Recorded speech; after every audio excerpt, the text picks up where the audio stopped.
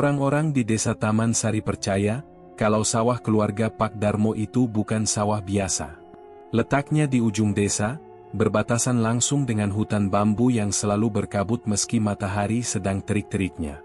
Warga menyebutnya, tanah berkaki seribu, karena katanya, tempat itu nggak cuma diinjak manusia, tapi juga makhluk yang nggak kelihatan. Yang paling menyeramkan, sawah itu selalu berhasil panen besar. Bahkan saat musim kering panjang, waktu sawah orang lain mengering dan padi pada mati, sawah Pak Darmo tetap hijau dan subur seperti baru disiram air surga. Orang-orang iri, tapi juga takut.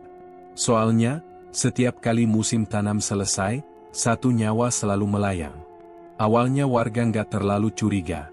Mungkin kecelakaan biasa. Tapi 3 tahun berturut-turut, ada yang meninggal pas habis nanam padi di situ. Tahun pertama, kakek pencangkul mati tenggelam di lubang lumpur. Tahun kedua, anak muda yang bantu-bantu tiba-tiba jatuh dari pohon kelapa, padahal cuaca cerah, nggak ada angin. Tahun ketiga, buruh tani perempuan kejang-kejang, matanya putih semua. Dibilang kesurupan, tapi waktu didoakan, malah mati mendadak. Tahun ini, giliran musim tanam lagi. Dan semua orang diam-diam menebak-nebak, siapa yang bakal jadi tumbalnya? Hari itu, langit mendung padahal bukan musim hujan. Angin berdesir pelan, tapi dinginnya nggak masuk akal. Pak Darmo tetap berangkat ke sawah, bawa cangkul dan bungkusan kecil dari kain mori. Nggak ada yang tahu isinya apa. Sri, istrinya, cuma bisa ngelihatin dari ambang pintu, sambil peluk dada. Rini, anak semata wayangnya, sempat nanya, "Pak, beneran mau ke sawah? Kemarin Eko bilang air irigasi bau amis." Pak Darmo cuma senyum kecil. "Kalau bukan bapak yang urus, siapa lagi, Rin?" Di sawah, Eko udah nunggu. Pemuda kampung yang bantu-bantu di ladang, tangannya cekatan, tapi wajahnya pucat waktu lihat Pak Darmo datang. "Lihat enggak, Pak? Airnya merah kayak darah," katanya sambil nunjuk parit kecil yang ngalir di pinggir pematang. Pak Darmo melihat sebentar, lalu pura-pura nggak peduli. "Itu cuma lumpur, kok. Nggak usah ditakutin." Padahal, malam sebelumnya, Pak Darmo mimpi aneh. Ada perempuan berbaju kebaya hitam berdiri di tengah sawah, rambutnya panjang banget sampai ngambang di lumpur. Suaranya halus, tapi dingin. "Kalau kau mau panenmu selamat, bayar dengan darah." Dan pagi itu, saat matahari belum naik sepenuhnya, tubuh Pak Darmo ditemukan tergeletak di tengah sawah. Wajahnya menghadap langit, matanya terbuka lebar, mulutnya penuh lumpur. Di samping jasadnya, ada jejak kaki perempuan, mengarah ke hutan bambu. Pagi itu, desa Taman Sari sunyi.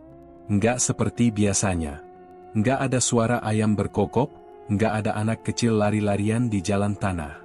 Semua orang mendadak jadi pendiam. Berita soal kematian Pak Darmo nyebar cepat, dan desas-desus pun langsung bermunculan. Katanya, badannya nggak kaku kayak orang mati biasa, bisik Buminah ke tetangganya. Mulutnya juga kayak dicekokin lumpur, siapa yang tega? Di rumah duka, Sri duduk kaku di kursi kayu, matanya bengkak. Rini berdiri di sampingnya, nggak berhenti pegang tangan ibunya. Tapi ada yang aneh dari wajah Sri. Sedih, iya, tapi ada juga rasa takut yang dia sembunyikan. Sejak Pak Darmo ditemukan meninggal di sawah, Sri nggak banyak bicara. Bahkan saat warga bantu-bantu ngurusin jenazah, dia cuma mengangguk dan menunduk. Diam. Sementara itu, Rini terus nanya-nanya ke Eko. "Kamu yang pertama nemuin bapak, ya?" Eko ngangguk. "Tapi aneh, Rin, pas aku datang, aku udah merasa ada yang gak beres." "Maksudnya?" "Langit gelap banget, kayak mau hujan, padahal semalam bintang banyak. Terus ada bau, bukan bau lumpur biasa. Tapi bau kayak, bau daging busuk. Aku nyium itu pas jalan ke arah pematang." Rini mulai ngerasa merinding. Tapi dia nggak ngomong apa-apa. Dia cuma ingat, semalam sebelum bapaknya ke sawah, suara gamelan terdengar samar dari arah hutan. Padahal, nggak ada orang yang biasa main gamelan di desa itu. apalagi tengah malam. Setelah pemakaman, Rini masuk ke kamar bapaknya. Dia cari-cari sesuatu. Entah apa. Perasaan dia bilang, ada yang disembunyikan di rumah ini. Dan dia nemuin bungkusan kecil dari kain mori di bawah dipan tempat tidur Pak Darmo. Sama persis kayak yang dibawa waktu ke sawah. Dia buka pelan-pelan, dan langsung nutup lagi dengan cepat. Isinya bukan kemenyan. Bukan jimat. Tapi rambut manusia, basah, dan masih berbau amis. Rini langsung keluar kamar, napasnya ngos-ngosan. Sri yang ngelihat anaknya pucat langsung berdiri. "Kamu nemu bungkusan itu, ya?" tanya Sri, suaranya pelan, hampir kayak bisikan. "Itu apaan, Bu?" Sri nggak jawab. Dia malah nyalain kompor, rebus air. Tangannya gemetaran. "Nggak usah dibahas. Itu cuma titipan dari orang pintar." "Orang pintar? Atau Mak Lurah?" Sri langsung berhenti gerak. Namanya disebut, dan suasana langsung berubah dingin. "Jangan sembarangan ngomong, Rin. Nama itu, nggak boleh disebut sembarangan." Sore harinya, sebelum matahari benar-benar tenggelam, seekor burung gagak jatuh dari langit dan menabrak jendela rumah. Mati di tempat. Lehernya patah. Matanya masih terbuka, seolah sedang menatap. Dan mulai malam itu, suara gamelan dari hutan kembali terdengar. Tapi kali ini, lebih dekat. Setelah kematian Pak Darmo, suasana di rumah Taman Sari terasa berat. Sri semakin pendiam, seringkali menatap kosong keluar jendela, seakan sedang menunggu sesuatu. Rini pun gak bisa tidur dengan tenang. Mimpi buruk datang hampir setiap malam. Dia selalu melihat wajah bapaknya yang penuh lumpur, matanya terbuka lebar, memanggil-manggil namanya. Tapi saat Rini mendekat, tubuh Pak Darmo berubah menjadi hitam dan terbalik, seperti seekor serangga yang terjerumus ke dalam lumpur. Malam itu, Rini kembali terbangun, mendengar suara gamelan yang semakin keras. Bukan hanya suara gamelan saja, ada juga suara langkah kaki berat di luar rumah, seperti seseorang yang sedang berjalan pelan di atas tanah basah. Rini merasa ada yang mengintai, tapi setiap kali dia keluar, tak ada siapa-siapa. Eko yang biasanya datang untuk membantu di rumah, kali ini tampak berbeda. Matanya sembab, dan ada sesuatu yang gak biasa dengan sikapnya. Dia sering melamun, dan setiap kali Rini bertanya tentang apa yang terjadi, dia selalu mengalihkan pembicaraan. "Ada apa, Ko? Kenapa kamu gak seperti biasanya?" tanya Rini pada Eko, yang sedang duduk di teras rumah dengan wajah murung. "Gak tahu, Rin. Rasanya, ada yang aneh di sekitar sawah. Aku ngerasa ada yang ngawasi, dan makin lama makin berat rasanya. Aku mulai ngerasa, mungkin aku nggak bisa terus bantu-bantu di sini." Rini merasa ada yang disembunyikan Eko, tapi dia nggak tahu apa. Eko selalu bilang bahwa itu hanya perasaan takutnya saja, tapi ada yang nggak beres dengan kata-katanya. Rini mulai merasa bahwa ini lebih dari sekadar perasaan. Ada sesuatu yang mengancam. Hari-hari berlalu, dan konflik semakin jelas. Warga desa mulai memandang keluarga Taman Sari dengan kecurigaan. Mereka mulai mengaitkan kematian Pak Darmo dengan kejadian-kejadian aneh yang terjadi di sekitar sawah. Bahkan, beberapa warga mengatakan bahwa mereka melihat bayangan hitam bergerak di atas sawah pada malam hari, padahal nggak ada orang yang bekerja. Mak Lurah mulai disebut-sebut lagi. Ada yang bilang dia punya kekuatan gaib, dan bahwa Pak Darmo pasti sudah berurusan dengan perempuan itu sebelum meninggal. Desas-desus ini semakin berkembang. Mereka bilang, Mak Lurah bisa memberikan kekayaan dengan syarat yang sangat mengerikan, jiwa harus dipertaruhkan. Rini tak bisa diam saja. Semakin lama dia semakin yakin, ada yang sangat salah dengan apa yang terjadi pada ayahnya. Dia ingat peringatan ibunya tentang nama Mak Lurah yang gak boleh disebut sembarangan, tapi hati Rini berkata lain. Rasa penasaran dan keinginan untuk mengetahui kebenaran membuatnya nekat. Dia mulai bertanya pada beberapa orang tua di desa, mencari tahu tentang Mak Lurah. Dari cerita-cerita yang didengar, dia tahu bahwa Mak Lurah bukan orang sembarangan. Perempuan itu selalu muncul di waktu-waktu tertentu, membawa harapan bagi mereka yang terdesak, namun selalu ada harga yang harus dibayar. Mak Lurah dipercaya punya hubungan dengan dunia gaib, dan orang-orang yang menerima bantuan darinya selalu berakhir dengan kematian atau penderitaan. Rini merasa bahwa hanya dengan mengetahui lebih banyak tentang Mak Lurah, dia bisa memecahkan misteri kematian bapaknya. Tapi semakin dalam dia menggali, semakin besar pula ancamannya. Ada sesuatu yang sangat gelap mengintai di balik semua ini. Rini tahu, dia sedang berada di ujung jurang, dan hanya satu langkah lagi yang bisa membawanya ke dalam kegelapan yang tak terbayangkan. Malam itu, suara gamelan kembali terdengar. Namun kali ini, bukan hanya suara gamelan, tetapi juga suara tawa rendah yang mengerikan, seperti seseorang yang sedang menonton pertunjukan yang tak terlihat oleh mata. Rini merasa tubuhnya kaku, matanya menatap hutan bambu yang gelap. Dari kejauhan, ada cahaya samar yang bergerak pelan, seperti bayangan seseorang yang berjalan melintasi hutan. Siapa itu? Bisik Rini pada dirinya sendiri. Di luar rumah, suara langkah kaki yang berat terdengar lagi. Langkah itu terdengar semakin dekat, dan setiap detaknya membuat Rini semakin merasa tercekik oleh ketakutan yang datang begitu saja. Di sampingnya, Sri, ibunya, hanya diam saja. Wajahnya pucat, matanya kosong. Rini bisa merasakan ada sesuatu yang hilang dari ibunya. Sebuah perubahan yang tak bisa dijelaskan dengan kata-kata. Bahkan Sri, yang selalu tegar, kini seolah-olah menyembunyikan sesuatu yang tak ingin dia ungkapkan. "Bu, ada apa denganmu?" tanya Rini dengan suara gemetar. Sri menoleh pelan, matanya sayu. "Tidak ada, Rin. Semuanya baik-baik saja." Tapi Rini tahu, ada sesuatu yang sangat salah. Dia merasa ibunya sedang berusaha menutupi kenyataan yang pahit. Rini tahu, Sri tahu lebih banyak daripada yang dia katakan. Dalam keheningan yang mencekam itu, Rini memutuskan untuk mencari tahu lebih banyak. Malam semakin larut. Rini memutuskan untuk menyusuri jalan setapak yang mengarah ke sawah. Hati Rini berdegup kencang, seperti ada yang mengawasi langkahnya.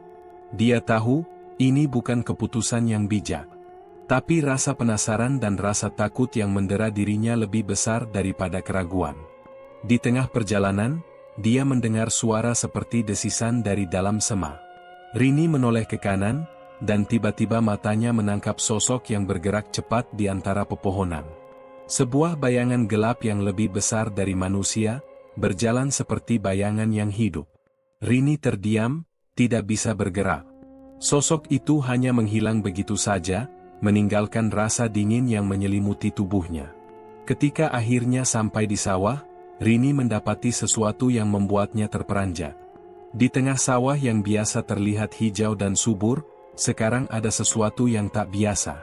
Padi-padi yang baru saja ditanam sudah mulai layu, dan tanah di sekitarnya terlihat pecah-pecah seperti retakan besar. Tapi bukan itu yang membuat Rini terkejut. Di tengah sawah, ada sebuah lingkaran besar yang tampak seperti bekas ritual. Tanah di dalam lingkaran itu gelap, seolah telah diselimuti oleh sesuatu yang tak kasat mata. Rini mendekat perlahan, menahan napas. Di dalam lingkaran itu, ada bekas darah yang mengering, bercampur dengan tanah. Di dekatnya, ada sebuah benda kecil yang tergeletak. Rini meraihnya, dan ternyata itu adalah potongan rambut manusia, persis seperti yang ditemukan di bungkusan kain mori yang dia temukan beberapa hari lalu. "Jangan sentuh itu," suara yang familiar tiba-tiba terdengar dari belakang. Rini berbalik, dan di sana, berdiri Eko dengan wajah pucat. Rini merasa seperti ada yang aneh dengan Eko, matanya seperti kosong, namun ada semacam ketakutan yang tak terucapkan. "Ko, ini apa?" Rini bertanya, sambil menunjukkan potongan rambut yang dia pegang. Eko menarik napas panjang. "Rini, sudah saatnya kamu tahu. Tapi kamu harus siap dengan konsekuensinya." Sebelum Rini sempat bertanya lebih lanjut, Eko melangkah mundur, dengan ekspresi yang semakin gelisah. "Kamu harus pergi dari sini. Sekarang juga." Rini merasa semakin bingung dan takut. Apa yang sebenarnya terjadi? Kenapa Eko berkata begitu? Ada apa dengan sawah ini? Dan siapa sebenarnya yang selama ini mengontrol semuanya?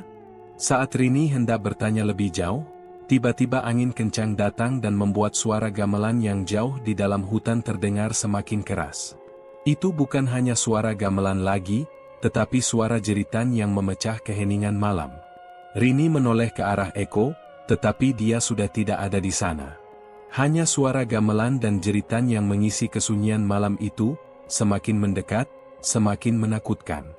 Rini kembali ke rumah dengan langkah terburu-buru, hati berdebar kencang.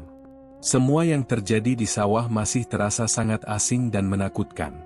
Di luar rumah, suara gamelan masih terdengar samar, seolah menuntutnya untuk mengikuti jejak yang sudah ditentukan. Sesampainya di rumah, Rini langsung masuk tanpa menunggu Sri, ibunya, yang sedang duduk di beranda depan. "Bu, ada apa sebenarnya dengan Bapak? Kenapa dia bisa meninggal begitu saja?" tanya Rini, suaranya keras, penuh emosi. Sri menoleh pelan, matanya memerah karena menangis. Dia menatap anaknya dengan wajah yang kosong, seolah ada sesuatu yang mengganjal di dalam hatinya. "Rini, jangan terus-terusan mencari tahu. Kau akan tahu lebih banyak, lebih dalam, dari yang seharusnya kau ketahui," jawab Sri, dengan suara parau. Rini merasa ada yang sangat ganjil dengan sikap ibunya.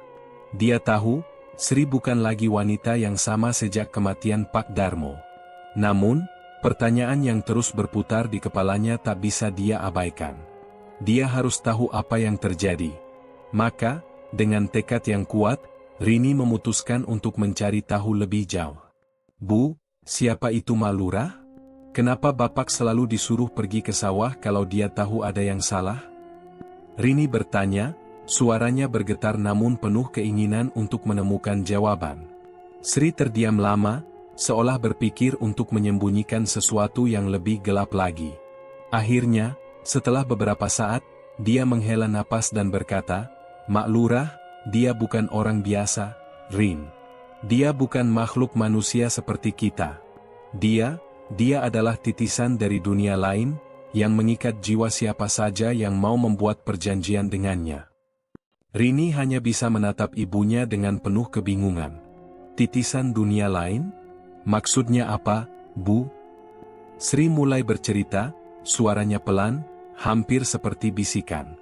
"Mak Lurah adalah seorang wanita yang dulu pernah datang ke desa ini, bertahun-tahun yang lalu. Dia menawarkan kekayaan, tanah yang subur, hasil pertanian yang melimpah, tapi dengan harga yang sangat tinggi. Orang-orang yang menerima tawarannya, mereka harus memberikan sesuatu yang sangat berharga sebagai imbalan. Bukan hanya uang, bukan hanya barang, tapi nyawa, jiwa mereka." Rini terperanjat, wajahnya memucat. "Jadi, Bapak berjanji pada Mak Lurah? Itu kenapa dia selalu pergi ke sawah?" Sri mengangguk pelan. "Iya, Rin. Pak Darmo pernah membuat perjanjian dengan Mak Lurah, karena dia ingin memperbaiki keadaan kami.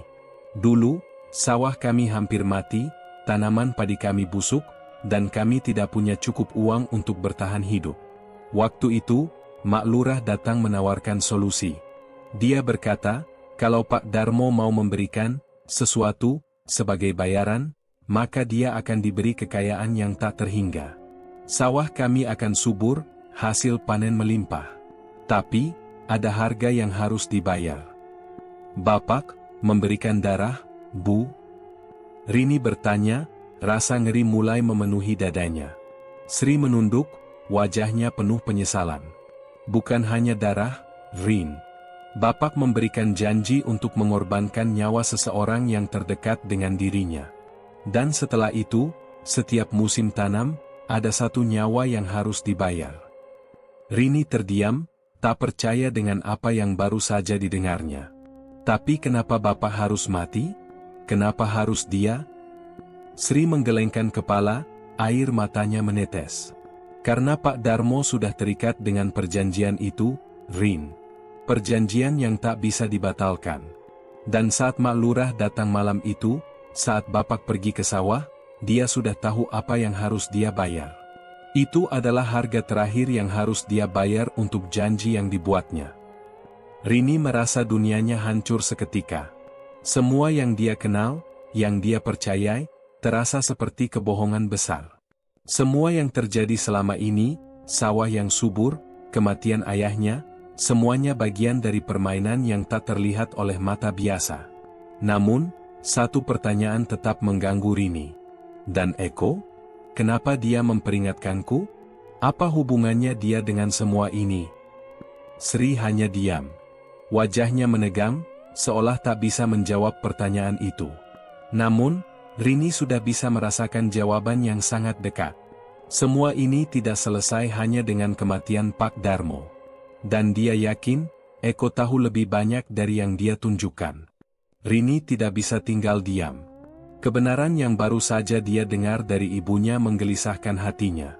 Pak Darmo sudah terjerat oleh perjanjian kelam dengan Mak Lurah. Janji yang harus dibayar dengan darah dan nyawa.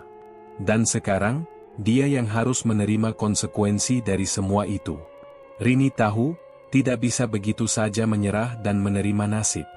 Dia harus melawan, bahkan jika itu berarti bertaruh nyawa. Apa yang terjadi pada ayahnya tidak boleh terulang. Jika ada cara untuk menghentikan semuanya, dia harus menemukannya, tidak peduli betapa berbahayanya.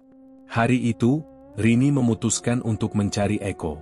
Selama ini, Eko selalu menjadi bagian dari kehidupan mereka di desa, dan mungkin saja Eko tahu lebih banyak. Dia merasa, mungkin ada cara untuk menghentikan Mak Lurah, atau setidaknya mengakhiri perjanjian yang mengikat keluarganya. Pagi-pagi sekali, Rini pergi ke rumah Eko. Saat sampai di depan pintu, dia mengetuk berkali-kali, tapi tak ada jawaban. Hanya angin pagi yang berhembus, seolah mengajak Rini untuk meninggalkan tempat itu. Namun, dia tak akan menyerah begitu saja. Dengan cepat, dia menyelinap masuk ke belakang rumah.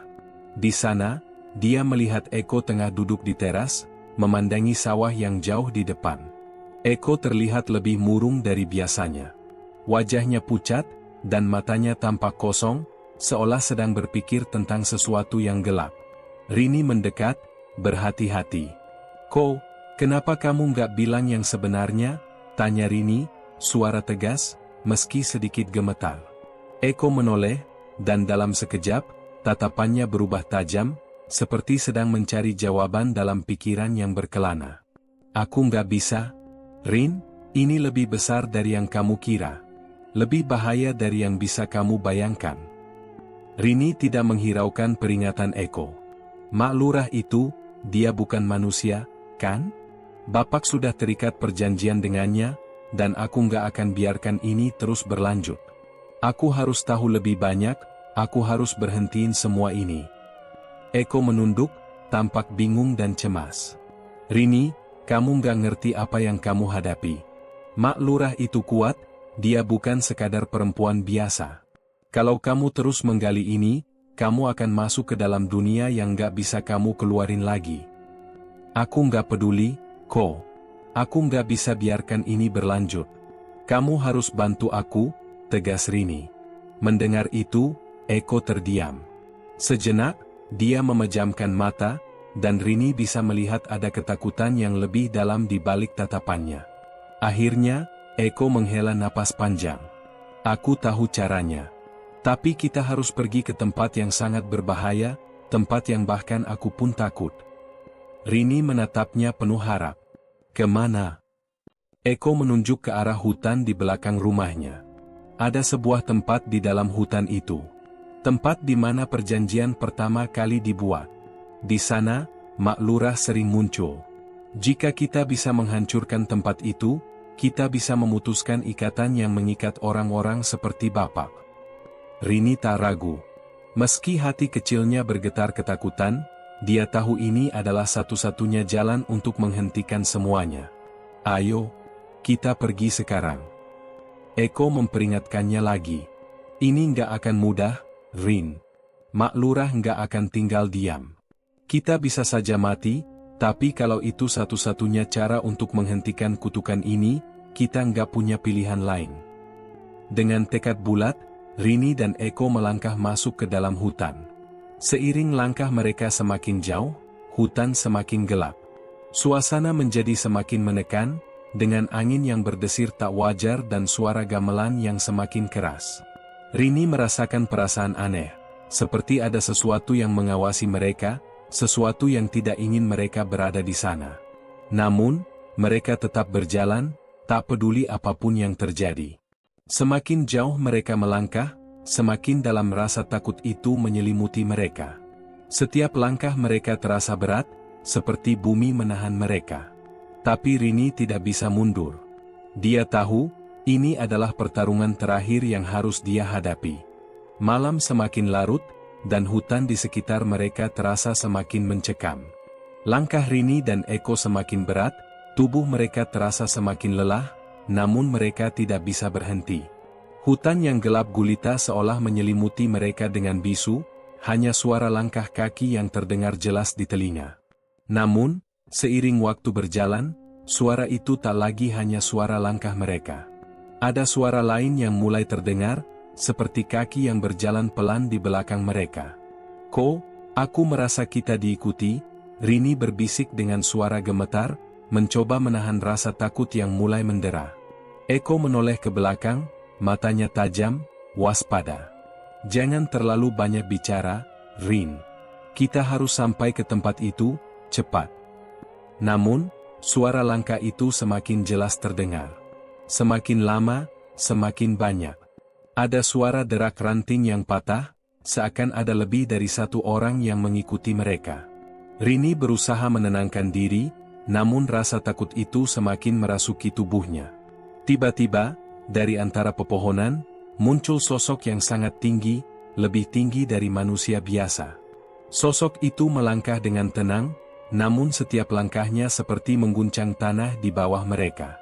Wajahnya tertutup oleh kain hitam, hanya sepasang mata merah yang menyala seperti bara api. "Mak Lurah," Rini berbisik, suaranya hampir tidak terdengar. Eko menarik Rini ke samping, menahan napas. "Dia sudah datang," katanya pelan, suara penuh ketakutan. "Kita harus segera ke tempat itu, sebelum dia menangkap kita." Mak Lurah bergerak perlahan, mengelilingi mereka. Suara gamelan yang dari jauh mulai terdengar sangat dekat, memenuhi udara dengan irama yang menakutkan. Wajahnya, meskipun tertutup kain, bisa dirasakan menyeringai, seolah tahu bahwa mereka tidak akan bisa lolos. "Apa yang kalian inginkan di sini?" Suara Mak Lurah terdengar dalam, menggetarkan, penuh dengan ancaman. Rini dan Eko hanya terdiam, tak tahu harus berkata apa. Tangan Rini mulai berkeringat, dan jantungnya berdetak lebih cepat. Eko tampak lebih takut dari sebelumnya. Wajahnya pucat, dan matanya mulai tidak fokus. "Jangan berani berbuat sesuatu yang bodoh, Rini. Kita nggak bisa mengalahkannya," bisik Eko dengan nada putus asa. Rini menatap Eko dengan tatapan penuh tekad. "Aku nggak akan mundur, Ko. Aku harus menghentikan semuanya, menghentikan kutukan ini." Mak Lurah mendekat, langkahnya begitu ringan, seolah tak menyentuh tanah. "Kalian pikir bisa menghentikan takdir? Ini bukan sesuatu yang bisa kalian ubah. Semua sudah ditentukan." Rini merasa tubuhnya terhuyung, seakan-akan ada kekuatan tak terlihat yang menariknya. Semua perasaan takut dan cemas itu mulai menguasai dirinya. Namun, dia tahu, dia harus tetap teguh. Ayahnya sudah mengorbankan semuanya, dan dia tidak akan membiarkan Mak Lurah menang. Tidak sekarang, tidak pernah. Dengan langkah mantap, Rini mengambil langkah ke depan, mendekati Mak Lurah, meskipun seluruh tubuhnya terasa lemas. "Aku datang untuk menghentikan perjanjian ini. Kami tidak akan menjadi korban lagi." Mak Lurah berhenti, dan dengan senyum lebar yang menakutkan, dia mulai melangkah mundur. "Kalian ingin memutuskan ikatan yang sudah ada? Itu akan sangat mahal, anakku. Tidak ada yang bisa lepas dari takdir ini." Tiba-tiba, angin kencang berhembus, membuat dedaunan berputar-putar di udara. Dari kejauhan, terdengar suara ribut yang semakin keras, seolah alam mulai bergejolak. Rini merasa seolah tubuhnya terjebak dalam pusaran angin itu. Mak Lurah mengangkat tangannya, dan tanah mulai bergerak, menggeliat seperti ular yang terbangun dari tidur panjang. suasana semakin tegang. Rini merasa seolah-olah dunia di sekitarnya akan runtuh. Tidak hanya tubuhnya, tapi seluruh alam seperti ikut melawan mereka. Ini tidak bisa dibiarkan, Rini berbisik, dengan rasa takut yang membuncah, namun juga tekad yang semakin kuat. Mak Lurah mengangkat kedua tangannya, dan tiba-tiba, tubuh Rini terangkat sedikit dari tanah, seolah ada kekuatan tak kasat mata yang menariknya. Eko berteriak, mencoba menahan Rini, tetapi semakin kuat tarikan itu. Rini, hati-hati. Dengan sekuat tenaga, Rini menahan diri, tidak menyerah begitu saja. Dia harus melawan, dia harus bisa menghentikan semua ini. Namun, di saat yang sama, Mak Lurah tertawa, suara tawanya menggema di seluruh hutan, mengiringi teror yang semakin memuncak. Angin semakin kencang, mengguncang pohon-pohon besar yang ada di sekitar mereka. Rini terangkat dari tanah, tubuhnya terasa seperti dibawa oleh kekuatan yang tak terlihat. Eko berusaha menahan tubuhnya, namun semakin lama, tangannya semakin lemah. Mak Lurah berdiri tegak di tengah-tengah mereka, menatap Rini dengan tatapan penuh kemenangan. Senyumannya yang mengerikan semakin lebar. Apakah kalian benar-benar berpikir bisa mengalahkan takdir? Suara Mak Lurah bergema di udara, penuh dengan kebencian. Perjanjian ini sudah ada sejak lama. Tidak ada yang bisa menghentikan kami. Rini merasakan tubuhnya terjepit, seperti ada kekuatan yang menekan dari segala arah. Namun, di dalam hatinya, tekad untuk menghentikan semua ini semakin kuat. Dia tidak bisa membiarkan Mak Lurah menang. Tidak setelah semua yang telah terjadi pada ayahnya. Dengan sekuat tenaga, Rini berusaha melepaskan diri dari genggaman gaib yang mengikat tubuhnya. Matanya menyapu sekeliling, mencari apapun yang bisa digunakan untuk melawan. Tiba-tiba, dia melihat sebuah batu besar di dekat kaki Mak Lurah. Tanpa berpikir panjang, Rini meraih batu itu dengan kedua tangannya dan melemparkannya ke arah Mak Lurah. Mak Lurah, yang awalnya terkesan tenang dan angkuh, mulai terkejut. Batu itu mengenai tubuhnya, meskipun tidak sampai melukai. Namun, saat batu itu menyentuhnya, seberkas cahaya merah menyala di sekeliling tubuh Mak Lurah. Cahaya itu menyilaukan, seolah mencoba melawan kekuatan jahat yang ada pada dirinya. Berani sekali kamu. Mak Lurah berteriak, wajahnya berubah semakin marah. Kau tidak tahu apa yang kau hadapi, anak muda. Rini merasakan tubuhnya kembali turun ke tanah, meskipun masih lemas dan terhuyung. Namun, dia tidak menyerah. Matanya terbuka lebar, dan dia menatap Eko, yang masih berdiri tak jauh darinya, tampak kebingungan dan ketakutan. Eko, apa yang harus kita lakukan? Rini berteriak, suaranya bergetar, namun dia tahu, ini saatnya bertindak. Eko menatap Mak Lurah dengan rasa takut yang mendalam. Rini, ini bukan sesuatu yang bisa kita hadapi dengan cara biasa. Mak Lurah punya kekuatan yang jauh lebih besar dari kita. Namun, Rini tidak ingin mendengarkan kata-kata Eko. Aku tidak peduli dengan kekuatan apapun yang dia punya. Aku hanya ingin menghentikan ini. Kita tidak bisa membiarkan keluarga kita terus terjerat. Mata Eko terlihat ragu, tapi ada sesuatu yang berubah dalam tatapannya. Ada rasa tekad yang mulai muncul di dalam dirinya, mungkin karena melihat betapa kerasnya tekad Rini. Baiklah, kalau begitu kita harus menghancurkan ikatan yang mengikatnya, jawab Eko dengan suara tegas, meskipun tubuhnya masih gemetar. Eko melangkah maju, lebih mendekat kepada Mak Lurah, yang tampaknya semakin marah. Kalau kamu ingin menghentikan ini, kita harus menghancurkan tempat ini, tempat pertama kali perjanjian itu dibuat. Di sana adalah sumber kekuatannya.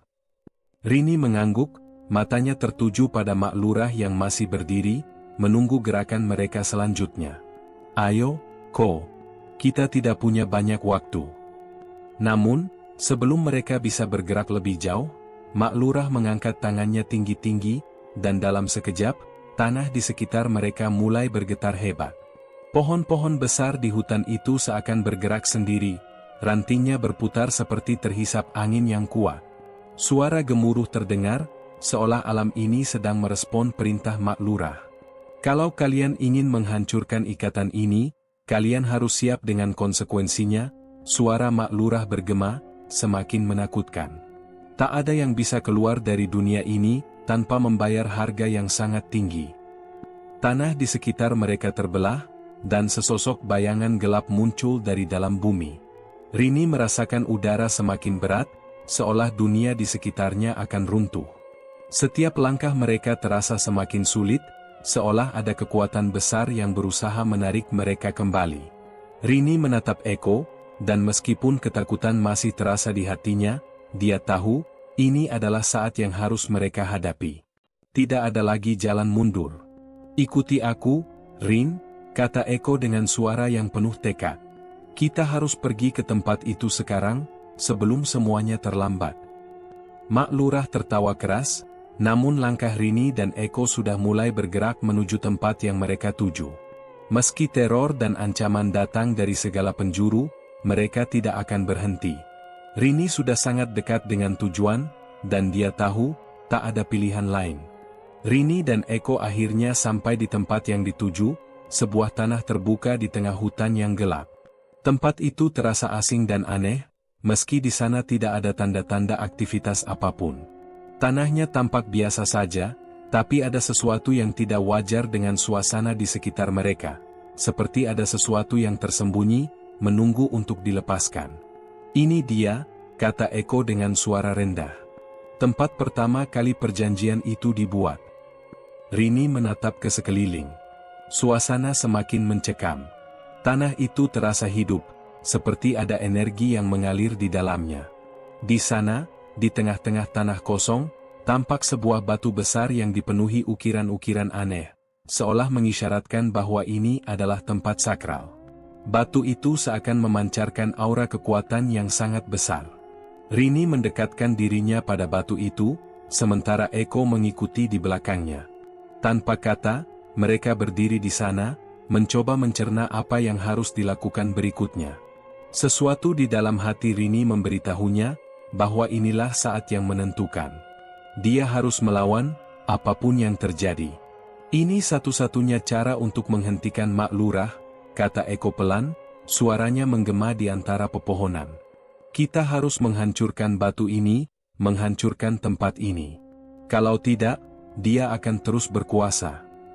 Rini menggenggam erat batu yang ada di dekatnya, tetapi ada rasa ragu yang semakin kuat di dalam dirinya. Semua yang dia dengar tentang Mak Lurah dan perjanjian pesugihan itu, rasanya terlalu berat untuk dipikul seorang diri. Apakah benar menghancurkan batu ini akan mengakhiri semuanya? Atau malah akan membawa kehancuran lebih besar? Tiba-tiba, suara langkah kaki terdengar dari belakang mereka. Rini menoleh, dan di sana berdiri Mak Lurah dengan senyum lebar, wajahnya menyeringai, menunjukkan kegembiraan yang mengerikan. Kalian pikir bisa menghancurkan ikatan ini? Kata Mak Lurah dengan suara lembut, namun syarat ancaman. Kalian pikir kalian bisa menghentikan takdir yang sudah dituliskan sejak lama? Rini merasakan ketakutan yang mendalam, tetapi dia berusaha menahan diri. Kami akan menghentikanmu, jawabnya dengan suara tegas, meskipun hatinya berdegup kencang. Ini sudah cukup. Ayahku sudah cukup menderita karena perjanjian ini. Mak Lurah tertawa, suaranya menggema seperti angin yang berdesir. Kalian benar-benar tidak mengerti. Kalian tidak bisa melawan takdir yang sudah ada. Semua ini sudah berjalan begitu lama, dan kalian takkan bisa mengubah apapun. Dengan satu gerakan cepat, Mak Lurah mengangkat tangan, dan seketika, Rini merasakan tanah di bawahnya bergetar hebat. Tanah terbuka di sekitar mereka seolah bergerak, mengancam akan menelan mereka. Eko hampir terjatuh, tetapi dia berusaha berdiri tegak. Rini, jangan biarkan dia mengendalikan kita, teriak Eko, suaranya penuh dengan ketegangan. Rini berlari mendekati batu besar itu. Tanpa pikir panjang, dia mengangkat sebuah batu kecil dan mulai memukulnya ke batu besar yang ada di depan mereka. Setiap pukulan terasa sia-sia, karena batu itu tidak menunjukkan tanda-tanda retak sedikit pun. Ini tidak akan cukup, teriak Rini, semakin frustasi. Ada sesuatu yang salah. Mak Lurah tersenyum lagi, melangkah lebih dekat ke mereka. Kalian tidak mengerti, bukan? Tidak ada yang bisa menghancurkan tempat ini. Bahkan jika kalian menghancurkan batu itu, kalian hanya akan membuka jalan bagi lebih banyak kehancuran. Semua ini akan tetap berlanjut, karena kalian belum melihat gambaran besar. Rini merasa putus asa. Apa yang harus dia lakukan? Perjuangannya seakan sia-sia. Saat itulah, dia melihat sesuatu yang aneh. Bayangan-bayangan samar muncul dari dalam tanah, sosok-sosok yang tampak seperti orang-orang yang sudah lama meninggal. Mereka berdiri di sekitar batu, seolah menjadi penjaga yang tidak bisa diganggu-gugat. "Apa ini?" tanya Rini dengan suara terkejut, melihat sosok-sosok itu semakin mendekat. Mereka semua mengenakan pakaian yang sama, pakaian petani, seperti ayahnya. Mak Lurah tertawa lagi, kali ini lebih keras, seolah menikmati kepanikan yang dirasakan oleh Rini dan Eko. "Itulah harga yang harus dibayar," katanya. "Ayah kalian bukan satu-satunya yang terperangkap dalam perjanjian ini. Selama bertahun-tahun, setiap orang yang datang ke sini akan terikat, dan mereka tidak bisa lepas. Perjanjian ini tidak bisa dihancurkan hanya dengan menghancurkan batu ini. Ini lebih dari sekadar itu." Rini merasa seperti terjebak dalam jaring yang tak terlihat. Tidak ada jalan keluar. Setiap usaha yang mereka lakukan sepertinya tidak akan pernah cukup untuk menghentikan Mak Lurah. "Tidak ada yang bisa menyelesaikan ini kecuali kamu sendiri, Rini," suara Mak Lurah terdengar semakin mendalam. "Kalian semua sudah menjadi bagian dari permainan ini, dan tak ada yang bisa keluar begitu saja." Dengan perasaan hampa dan bingung, Rini berbalik. Apa yang akan terjadi pada mereka selanjutnya? Semua yang mereka lakukan, semua yang mereka coba, ternyata sia-sia. Seperti ada sesuatu yang lebih besar, lebih kuat, yang mengendalikan segalanya. Rini merasa tubuhnya semakin lemah. Setiap langkah yang dia ambil terasa berat, seolah dunia ini semakin sempit, menekan mereka dengan kekuatan yang tak terlihat. Mak Lurah berdiri di depan mereka, senyum lebar di wajahnya semakin lebar, seakan tahu bahwa akhirnya, semuanya akan berakhir. "Tidak ada jalan keluar," kata Mak Lurah dengan suara penuh kemenangan. "Kalian sudah terperangkap dalam perjanjian ini. Apa yang kalian coba lakukan, hanyalah upaya sia-sia. Tidak ada yang bisa menghentikan kami." Eko berdiri di samping Rini, wajahnya tampak semakin pucat. "Rini, kita sudah mencoba semuanya. Tidak ada yang bisa kita lakukan lagi." Suaranya penuh keputusasaan, namun ada sedikit rasa takut yang membuncah dalam dirinya. Rini menatap Eko dengan penuh tekad. "Jangan menyerah. Kita harus mencoba sesuatu. Jika tidak, semuanya akan berakhir begitu saja." Mak Lurah hanya tertawa, seolah menganggap semua perjuangan mereka sudah berakhir. "Kalian tidak mengerti. Kalian semua sudah ada dalam cengkeraman ini sejak lama. Tidak ada yang bisa keluar, tidak ada yang bisa menyelesaikan ini." Namun, saat Rini hampir menyerah, sesuatu yang aneh terjadi. Dia merasakan sesuatu yang berbeda, suatu perasaan yang tidak bisa dia jelaskan. Ada suara di dalam dirinya, seperti bisikan yang berulang-ulang mengatakan satu hal, "Kembalilah ke rumah." Tanpa berpikir panjang, Rini menoleh ke Eko. "Eko, kita harus kembali. Kita harus ke sawah. Itu satu-satunya tempat kita bisa menyelesaikan ini." Eko tampak bingung. "Sawah? Tapi kan, itu tempat yang sudah menyebabkan semuanya. Kenapa harus kembali ke sana?" Rini tidak bisa menjelaskan, tetapi ada dorongan kuat dalam dirinya yang mengatakan bahwa mereka harus kembali ke tempat itu. Tanpa berkata lebih banyak, dia mulai berlari, diikuti Eko yang terpaksa mengejarnya. Mak Lurah berdiri di tempat, wajahnya penuh kebingungan. "Kalian benar-benar tidak paham. Tidak ada yang bisa mengubah takdir ini." Namun, Rini tidak berhenti. Dia dan Eko berlari menuju rumah mereka, tempat yang sudah lama tidak mereka kunjungi. Mereka melewati hutan, melintasi jalan setapak yang sunyi, sampai akhirnya tiba di sawah keluarga mereka. Sawah yang selama ini dianggap tempat terkutuk, kini menjadi satu-satunya harapan mereka. Begitu mereka sampai di sana, Rini berhenti, memandang tanah yang terlihat biasa saja, namun hatinya berkata lain. Tanah ini, tempat ayahnya meninggal. Tempat dia dan keluarganya terperangkap dalam pesugihan yang tidak bisa dijelaskan. Eko berdiri di samping Rini, masih kebingungan. Rini, apa yang kita cari di sini? Ini tempat yang mengerikan. Rini tidak menjawab, tapi dia merasakan ada sesuatu yang aneh di dalam tanah itu. Perlahan, dia berjalan menuju sebuah titik di tengah sawah, tempat ayahnya dulu ditemukan. Tanpa disadari, dia menendang sebuah batu kecil yang terpendam di dalam tanah. Batu itu bergerak, terbuka sedikit. Dengan hati-hati, Rini menggali tanah di sekitar batu itu. Beberapa detik kemudian, dia menemukan sebuah peti kayu kecil yang terkubur di dalam tanah. Rini membuka peti itu dengan gemetar. Di dalamnya, ada sebuah gulungan kertas yang sudah usang. Di gulungan itu tertulis sesuatu yang mengejutkan. Bukan hanya darah yang harus dikorbankan, tapi juga jiwa yang terikat. Rini membacanya berulang kali, tidak percaya dengan apa yang dia baca. Itu adalah tulisan dari ayahnya. Seolah ayahnya yang sudah meninggal, meninggalkan petunjuk di sini. Petunjuk yang mengarah pada jawaban yang selama ini mereka cari. Tiba-tiba, suara langkah terdengar dari belakang mereka. Rini dan Eko menoleh, dan di sana berdiri Mak Lurah. Namun, kali ini, senyum Mak Lurah tidak terlihat penuh kemenangan lagi. Wajahnya tampak bingung dan terkejut. Kalian benar-benar tidak tahu, katanya dengan nada datar. Rini memandang Mak Lurah dengan tatapan tajam. Apa maksudmu? Mak Lurah terdiam sejenak, kemudian berkata dengan suara rendah, ayahmu. Dia bukan hanya korban.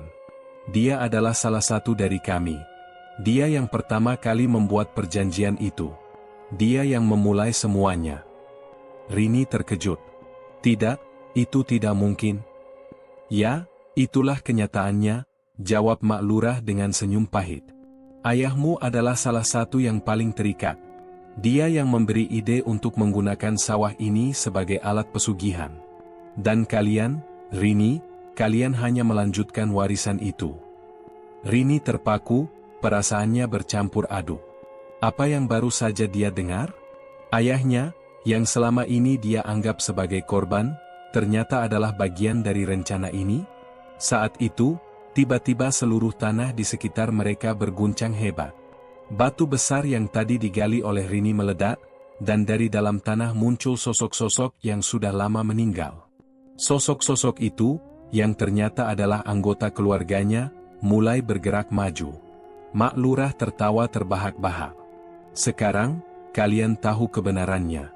Tidak ada yang bisa mengubah takdir. Di saat yang sama, tanah itu menelan semuanya. Rini dan Eko, serta Mak Lurah dan sosok-sosok yang terperangkap dalam perjanjian, semuanya lenyap dalam sekejap. Sawah itu menjadi saksi bisu dari akhir sebuah kutukan yang tidak pernah mereka duga. Tamat.